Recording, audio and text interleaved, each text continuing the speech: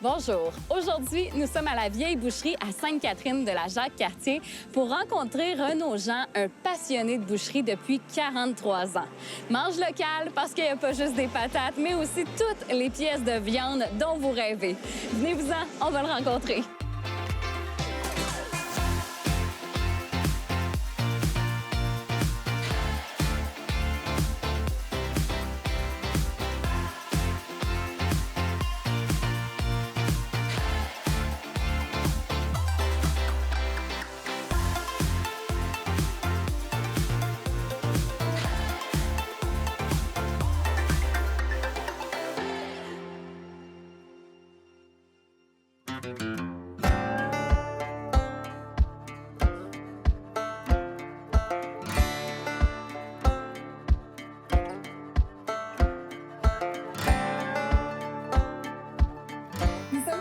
Avec Renaud Jean, propriétaire de la vieille boucherie à Sainte-Catherine de la Jacques-Cartier. Ça va bien? Oui, Tellement bonjour. contente d'être ici ce matin. Ça me fait plaisir de vous accueillir chez moi. Merci, puis très heureuse aussi de mettre la main à la pâte. Pour ça qu'on est là tôt, parce que les crotons, ça se part de bonne heure le matin. Oui, ça se part de bonne heure pour pouvoir les faire tôt et faire autre chose après, parce que quand c'est décollé, ben, on les laisse aller pendant quelques heures pour que ça cuise. Exact, on va faire ça ensemble tantôt. Des saucisses aussi avec votre tante. Oui. Mais tout d'abord, parlons là, de la vieille boucherie. Pour ceux qui connaissent pas ça du tout, qu'est-ce qu'on a ici? Ben, la vieille boucherie, on tient beaucoup de produits maison qu'on fait nous-mêmes. Des produits, des pâtés à la viande, pâtés au saumon. On fait entre 25 et 30 sortes de saucisses. J'ai un excellent smoked meat qu'on fait une sauce à spaghetti. Et c'est naturellement nos crotons que je fais depuis X années parce que c'est la sorte.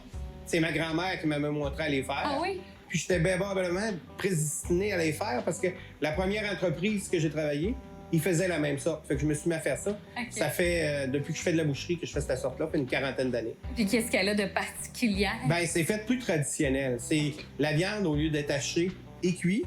Moi, je fais cuire ma viande. Je la hache. Puis après ça, ben, s'il manque quelques ingrédients dedans dans la recette, ben, ça fait un croton qui est plus crémeux, plus traditionnel.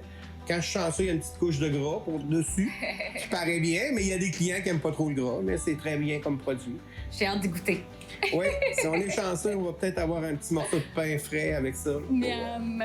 Oui, vous êtes situé, pour ceux qui ne savent pas à quel endroit exactement où on est là? Nous, on est au 4733 route de Fessambeau.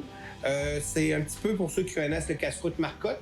On est voisins du casse-croûte Marcotte, un peu plus bas dans le village. Parce que là, maintenant, ben, en ville, ici, là, on a plus de gros commerces. De gros commerces. Fait qu'on descend plus bas. L'autre bord du IGA, on descend un peu. Puis juste avant le SO, on va être ici, là.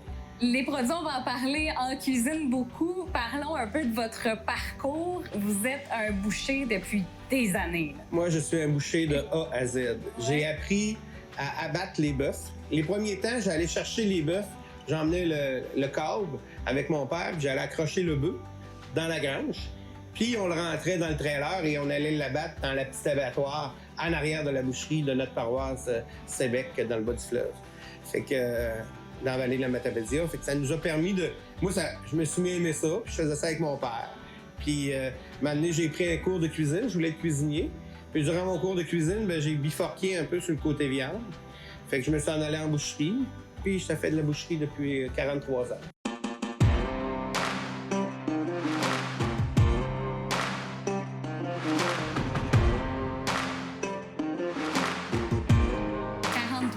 Wow. Ouais. Et j'aime ça encore. Oui, puis qu'est-ce qu'il y a de si passionnant dans ce métier-là? Ben, c'est un peu comme... tu sais, tu développes des liens avec la clientèle. Tu es directement je te dirais sur la table, directement à la cuisson. Fait que tu t'organises que quand tu connais pas mal tes clients, tu apprends à les évaluer qu'est-ce que lui aime, qu'est-ce que lui aime pas. Fait que tu es capable d'avoir un lien de... Moi, j'appelle ça un petit peu un lien d'appartenance. Oui, de proximité, vraiment. Puis le monde, ben, ils sont bien réceptifs parce que quand tu les as gâtés, le monde aime ça. Là. Oui. Puis j'aime le public. J'ai été des années à travailler à l'hôtel chez mes parents. Puis j'adore ça, le public. Puis, vous avez des produits tout le temps aussi qui vont combler justement les besoins, que ce soit pour des personnes qui auraient besoin des saucisses de bacon. On essaie d'avoir une grande variété. C'est Puis, ça. surtout aussi, c'est que maintenant, les viandes sont rendues tellement chères on essaye de faire, comme moi, je fais beaucoup de sous-vide. Du sous-vide, c'est emballé, scellé, puis c'est en portions individuelles. Fait que si toi, t'arrives et que tu veux manger une poitrine de poulet, mais que ton conjoint veut manger un steak, bien, vous pouvez vous sortir chacun votre morceau sans avoir des trop grandes pertes. C'est un peu ça aussi dans l'alimentation. C'est pour la clientèle, le moins de pertes possible. Le produit est un petit peu plus cher, mais à la fin, tu la gagnes parce que tu as un produit plus haut de gamme puis qui va toujours être la même chose. Parce que nous autres, ce qui est important en petite boucherie, c'est que tout goûte pareil. Tout goûte la même chose du début de l'année à la fin de l'année. Vous avez autant aussi des gros morceaux si on a un party de famille, oui, moi, je peux faire michoui, je peux faire les petits cochons sur la broche. Il n'y a pas grand-chose que je suis pas capable de te faire. Moi, je te dirais, là, je peux m'organiser entre de 100 à 1000 personnes dans les produits, les quantités pour que les clients soient capables de très bien s'accommoder, là. Tu sais, moi, je suis très versatile. J'ai appris beaucoup de choses dans le métier, mais je sais tout faire parce qu'on me l'a montré. J'ai pas pris de cours. Je suis un gars qui est très visuel puis qui fait bien attention quand il travaille. Parce que ce qui est important, c'est de surtout faire attention quand c'est des produits périssables. Fait qu'on prend toujours le temps de faire comment ça va nous coûter. On essaye de faire le plus de profit possible pour être capable de justement servir une belle clientèle. C'est important d'avoir aussi plusieurs façons de recycler les produits pour... Ben, on recycle. Moi, ici, là, je suis reconnu, là, mes amis et mes employés peuvent vous le dire, je recycle pas mal. Pour donner un exemple là, avec le smoked meat. Là. Ben, avec le smoked meat, moi, mon smoked meat, la seule chose que je jette dans mon smoked meat, c'est le sac. Parce que je cuis le smoked meat, je le dégraisse. Avec le dégraissage, je fais une sauce spaghetti, des saucisses, puis de la lasagne, puis que je le récupère tout. C'est pour ça que j'essaie de faire. Ça me permet aussi d'avoir un prix plus compétitif parce que je récupère mes choses. Si je récupérerais pas, ben je serais obligé de le vendre trop cher. C'est ça. Oui, il est plus cher qu'ailleurs, mais c'est pas la même chose quand tu le manges parce qu'il est pas transformé de même ailleurs. Nous, quand notre sachet, il est cuit. Fait qu'en étant qu'il est cuit, ben il est plus tendre dans la bouche. Fait qu'il fait pas... Il reste pas pris entre les dents quand tu croques dedans. OK. Parce qu'il est cuit, il a une deuxième transformation. Fait que moi, mon smoked meat maison aussi, il est populaire. Mettons qu'il faut pas que j'en manque. Parce que quand j'en manque, je me le fais dire assez vite. Une fois qu'on y a goûté, on veut plus manger autre chose. Ben, c'est ça. Puis il se garde bien congelé. Fait que j'ai de la clientèle de l'extérieur qui vient en chercher. Ils appellent, ils viennent chercher ça. Puis pouf, ils passent en passant, ramassent. Puis, fait que c'est des produits le fun pour ça, là. Puis la sauce à spaghetti, ça doit donner un goût assez particulier. La sauce à spaghetti, il n'y a pas beaucoup de monde qui font une sauce à spaghetti au smoked meat. Moi, j'en connais pas bien. C'est que du smoked meat? C'est 100% retail de smoked meat. Wow! Puis c'est un produit là, qui est... En lasagne, c'est autre chose. Là. Ça goûte pas la même chose. Puis la pâte, ben, tu peux t'en servir pour faire un spaghetti, tu peux faire n'importe quoi. La base, elle est là. Fait que ça te donne un produit qui est très, très, très différent.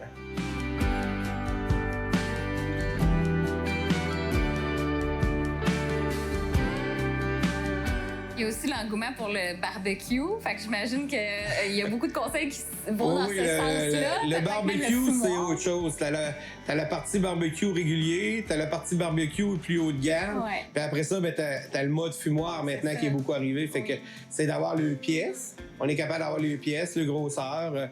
De temps en temps, ben, je dépanne des clients avec des produits comme le nitrite, le retardate de sodium, qui sont des produits que tu retrouves pas beaucoup sur les marchés. Moi, ici, j'ai des épices. J'ai des épices pour mes saucisses, fait que je suis capable d'en faire profiter les clientèles, mais chaque personne qui fait le produit goûtera pas pareil. Tu vas prendre 5 personnes différentes avec 5 recettes de sauce spaghetti, et il n'y en a pas un que ça va goûter pareil. Parce qu'il y en a un, là, est un petit peu plus rond de la cuillère. Fait que c'est pour ça que dans ces produits-là, ben, eux autres partent avec ma base de produits, puis tu peux l'améliorer comme tu veux, puis tu peux la garder comme ça, c'est très déjà le goût. Tu sais, on fait des produits là, comme typiques à moi. Tu sais, moi, j'ai une saucisse champêtre ici que c'est moi qui ai créée pour un enfant qui avait 42 allergies. Le petit bonhomme, lui, il mangeait... quand il découvrait quelque chose qui n'était pas allergique, là, il en mangeait tellement qu'il développait une allergie. Ah non. Puis moi, c'était une recette que j'avais autrefois, puis qui est développée pour cet enfant-là, qui est devenue une de mes plus populaires ici. Fait que maintenant, ben, j'ai agencé ma champêtre épicée, ma champêtre épicée douce, j'ai une brûle-gueule, j'ai une champêtre à la camberge, une au magret de canard, bière noire fumée. Wow. Fait que c'est tous des produits à base d'une chose, puis qu'on est capable d'intégrer sur d'autres choses. Puis après ça, une saucisse, tu coupes ça en deux, tu fais un super beau hamburger. Là.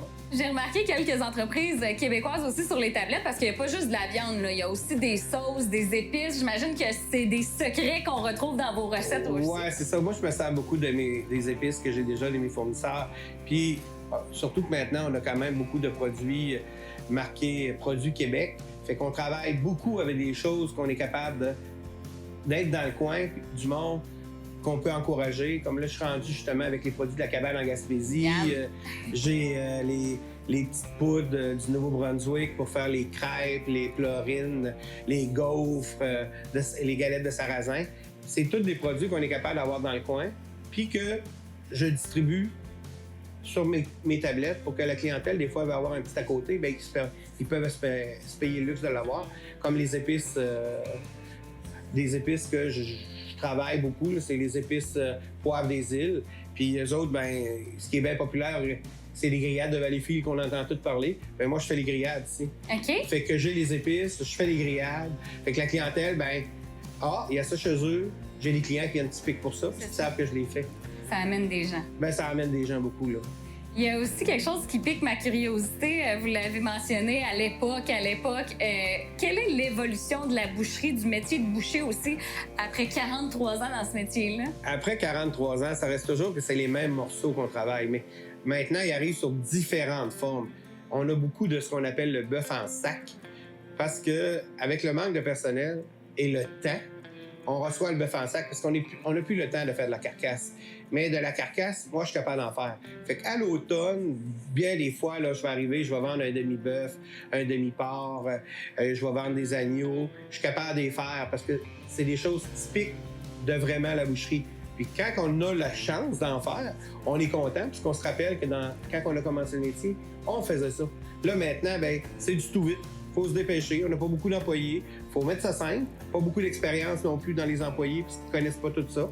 Fait que tu lui mets ça simple, puis tu es capable d'avoir quand même un très bon produit, mais c'est sûr que ça l'a changé. Physiquement, c'est beaucoup moins dur que c'était, mais de la carcasse, moi j'en ai fait, puis j'ai adoré ça, puis j'en fais encore. Oui, parce que là, c'est votre grosse période qui va commencer. Oui, c'est ça, aussi. On a une petite période de la chasse, moi j'ai une petite clientèle que je fais le propres animaux, mais c'est vraiment une clientèle fermée parce que je peux plus en prendre, j'ai pas d'employés. Fait que c'est pour ça que c'est plus compliqué. Puis surtout, c'est que t'as beau prendre n'importe quel jeune boucher, il sait pas c'est quoi. Ils vont dans des cours pour apprendre la boucherie, ils connaissent les os, mais apprendre à démancher dans la vraie vie parce qu'ils l'ont pas appris. Parce que eux autres, en boucherie, si t'as vraiment commencé en bas de l'échelle, tu sais c'est quoi une carcasse. Tu n'as déjà vu un d'accrocher. Il y en a qui l'ont jamais appris. Fait qu'ils font ce qu'ils peuvent, mais c'est encore un métier qui est très passionnant parce que tu peux faire des nouveautés, des nouvelles choses. Puis là, il y a beaucoup de nouveaux produits qui sortent qu'on ne sortait pas avant. Ils changent le terme, puis on va le chercher différemment. Puis ça fait un petit produit qui est différent. Puis la clientèle, finalement, ça reste toujours que c'est un rôti palette. Même s'ils l'ont changé de terme, puis qu'un rôti palette, un rôti palette, ça va toujours te donner la même chose. Mais là, ils peuvent le travailler différemment. OK. C'est passionnant, puis on sent que vous êtes passionné. En terminant, l'émission s'appelle Mange local. Qu'est-ce que ça veut dire pour vous, manger local? Manger local, c'est surtout encourager les petits commerçants de notre coin pour pouvoir qu'on reste ouvert. On vit la pandémie. On est content que la clientèle nous a donné un coup de main pour rester debout. Mais manger local, c'est si tu peux aller chercher des produits le plus local possible. C'est le fun parce que ça nous encourage. Ça encourage les petites entreprises. Parce qu'on le vit, les grosses entreprises, maintenant, ils sont barrés, ils peuvent pas toujours te donner. Mais tout le monde met l'épaule à la roue, c'est que ça se vire de bord, puis ça fait comme un peu grandir les municipalités parce que c'est local. Oui, on a conscience que ce qu'on met dans notre assiette va encourager notre voisin. C'est ça. Merci beaucoup, puis là, on s'en va en cuisine. Oui, on s'en va en cuisine. On y va.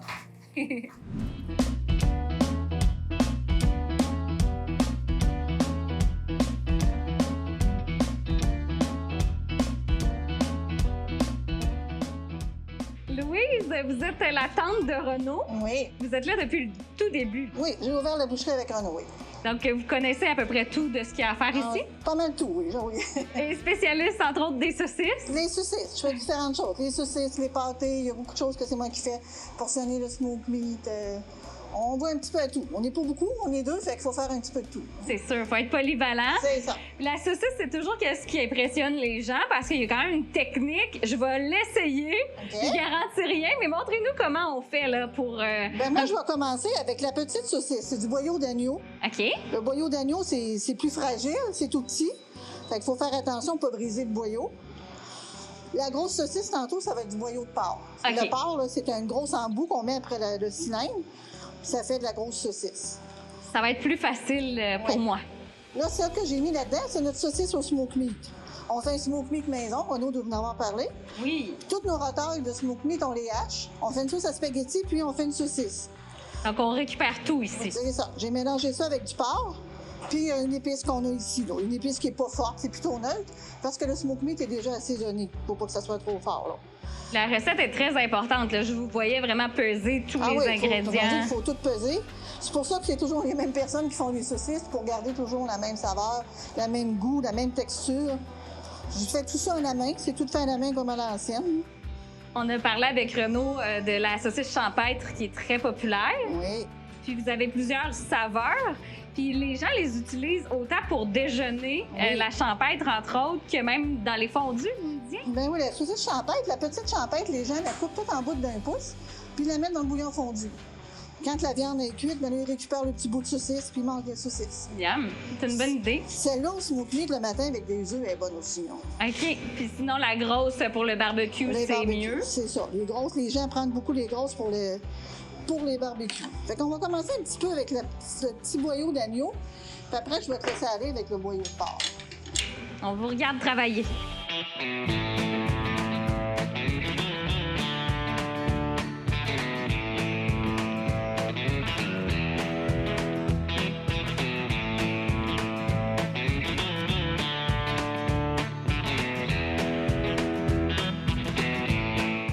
Ici, installer le... Oui, ben oui. Fait que tu t'embarques sur là, tu visses ça aussi. Yeah. Tu visses la rondelle de métal. Non, vers toi. Bien, moi. Là, on dévisse. Ah ah. Si, ça va beaucoup mieux à deux. Ouais. Parfait. Là, on va prendre le boyau. Le boyau de porc est ici. Donc, pour ceux qui ne savent pas, les boyaux, c'est les intestins. C'est ça. Quand on la reçoit, c'est dans une saumure. C'est dans du sel. C'est tout lavé, désinfecté. Puis là, il faut le faire tremper dans l'eau pour enlever le sel. OK? Fait que si on n'enlève pas le sel, qu'on ne le fait pas tremper, on ne peut pas l'embarquer sur l'embout. C'est quand même très fragile. Tu là. essayer de le mettre? Oui. Ça l'ai préparé. Fait que tu mets ça dessus. Ça. Ça. Là, tu le... Et voilà comme ça. Yes! Il faut l'embarquer le plus long possible. OK. Je ne voudrais pas avoir ici toute la quantité de saucisses que j'ai faites depuis ici parce que Ça serait long. il y en Longtemps. aurait beaucoup. Je pense que la pièce en arrière serait pleine. Tu tiens ton embout, Comme ça. tu te bouches un petit peu pour pas que ça sorte tout de suite. Tu tournes doucement. Puis là, il va falloir que je me rapproche. Un petit peu ici. Écoute, c'est parti. OK, là, OK. tu peux le laisser aller. Laisse-le aller, puis mets ta main ici pour garder une certaine... Il faut tenir un petit peu, autrement ça va être trop mou. Ah, t'es bonne. Hey! Ça va bien, ça va bien.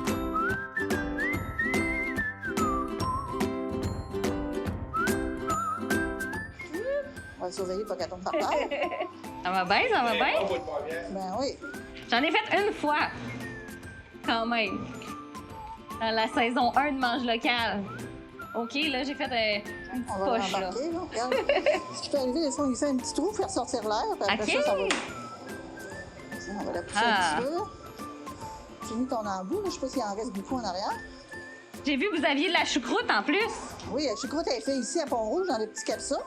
C'est Québec Choucroute qui nous fournit ça. Il y a plusieurs variétés aux légumes. On a nos choux rouges avec des Miam. piments forts. Miam. Il y a tout ce qu'il faut pour un bon repas de saucisse. Oui, oui, ça accompagne très bien. la Ça saucisse. passe-tu? Est-ce que vous m'engagez?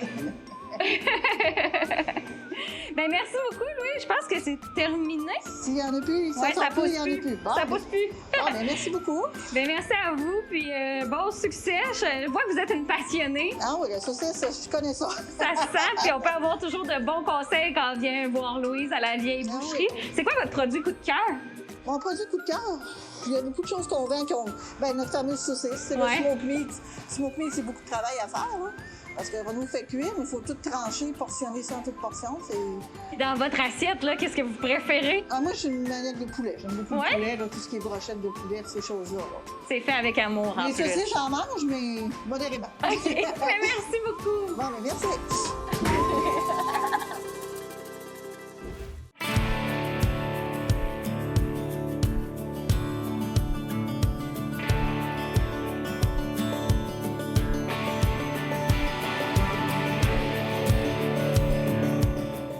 On est rendu au moment que je préfère la dégustation. J'ai très hâte de goûter au fameux croton. On est tous un peu comme ça. On veut savoir si on a réussi quand on l'a fait. Ouais, puis j'imagine que vous tenez pas un croton comme ça. Moi, en tout cas, je pourrais en manger 360 jours par année. Oui, il n'y a pas de problème, mais chaud, c'est dur sur l'estomac. Ah, d'accord, oui, parce qu'il y a quand même un peu de gras là-dedans. Un petit peu. Avec les 5 autres jours, on mange la salade. On va y goûter, puis rappelez-nous, là, qu'est-ce qu'il y a de particulier, ce croton-là? Ben, ce croton-là, c'est pas un produit qui est fait traditionnel. Fait que on fait cuire notre viande qu'on a choisi. Moi, que je prends de la fesse de porc, je prends de la panne de porc, du flanc de porc, que je coupe en morceaux, je mets ça dans mon chaudron avec mes oignons, mes épices. On fait cuire ça, puis après, la procédure, c'est hacher la viande, dégraisser, hacher la viande et tout remélanger pour pouvoir faire les plats que vous voyez ici. Les Petit ou portions. gros? Petit ou gros. Le mien, ça va être le gros en partant. C'est plus facile à avoir les produits, puis tu l'as toujours en magasin. Oui, puis contrairement à ceux qu'on voit à l'épicerie, souvent c'est de l'épaule. C'est de l'épaule. En épicerie, ils prennent la plupart du temps. Moi, je vais y aller peut-être un petit peu plus dispendieux parce que j'aime un croton qui soit pâle, qui soit blanc et non foncé, que la viande soit foncée. C'est un peu comme les pâtes à la viande. J'aime mieux qu'un pâte à la viande soit plus pâle qu'un croton qu'une viande foncée. Fait que c'est pour ça qu'on prend toujours. Puis on la voit partie pas de de la cartilage pantoute, là. Non, il n'y a pas de cartilage. Les cartilages sont tout enlevés avant de les mettre dedans. C'est pas en usine, c'est fait à la main. Je vais goûter. On est allé chercher du pain en plus des voisins à côté. Oui. Mm. Mm. Ça va faire la job. En plus, c'est encore tout chaud. Oui. Puis quand il est chaud, comme j'expliquais, il faut qu'il goûte un peu salé pour que notre assaisonnement s'aille à notre goût. Puis après ça, ben, il va refroidir, puis le sel va s'en aller tranquillement. OK? Oui, avec la boulange gourmande, là, ça fait tout un Oui, mélange. ça va faire tout un mélange, mais qu'il soit prêt à opérer, ça va être... Je sens que les gens vont venir faire deux petits stops ici et peut-être même plus parce qu'il y a plein de beaux commerces dans le coin. Puis là, j'aimerais ça poser la question qui tue. Comme boucher, quelle est la pièce de viande que vous préférez? La côte de bœuf puis le faux filet. Ah ouais? Je ne mange que ça. OK? Mais c'est les parties que j'aime le mieux, c'est les parties les plus grosses d'un animal. OK. Fait que c'est un produit qui est facile. Puis moi, vu que je l'aime assez vieilli, j'en ai toujours en vieillissement ici. Fait que je suis sûr quand je prends ça que ça fait la job. Pas mal meilleur qu'un filet mignon.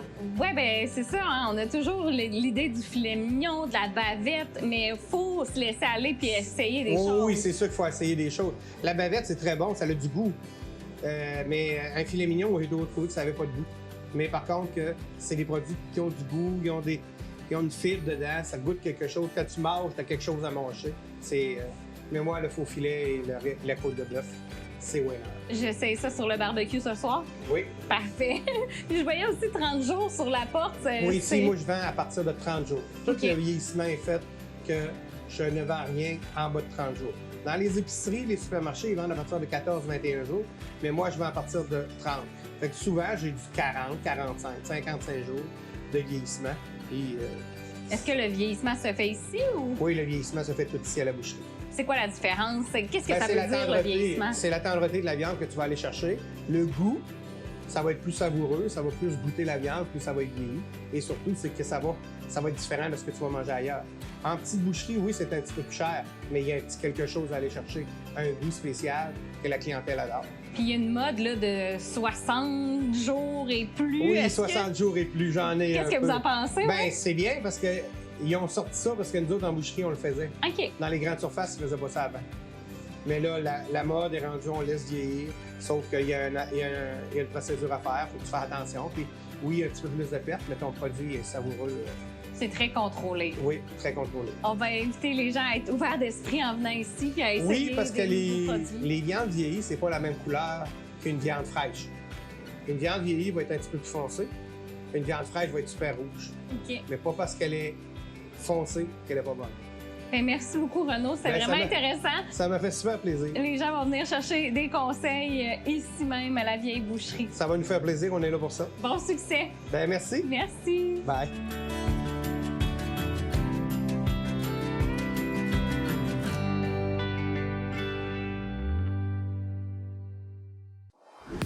Que de passion dans ce commerce de la route Fossambeau. Venez faire un tour à la vieille boucherie à Sainte-Catherine de la Jacques-Cartier. Ça vaut réellement la peine et vous allez bénéficier des précieux conseils de Renaud Jean. Alors, c'est un rendez-vous. Suivez-les aussi sur leur page Facebook La Vieille Boucherie. Merci beaucoup d'avoir écouté cette belle émission et on se laisse sur des images de la prochaine. On se spécialise dans l'herbe de blé. Donc, c'est vraiment notre produit premier. Pourquoi? Parce que l'herbe de blé est littéralement au sommet de la pyramide alimentaire. On va aller chercher des suppléments alimentaires, un supplément alimentaire complet, mais en partant à 70 de chlorophylle. Et ensuite, on va descendre avec des oligo-éléments, plus de 80 oligo-éléments sur les 116, plus de 20 vitamines. On va parler plus de 16 enzymes. On va aller chercher les minéraux, acides aminés. Donc, on va venir vraiment chercher la totale, incluant des antioxydants.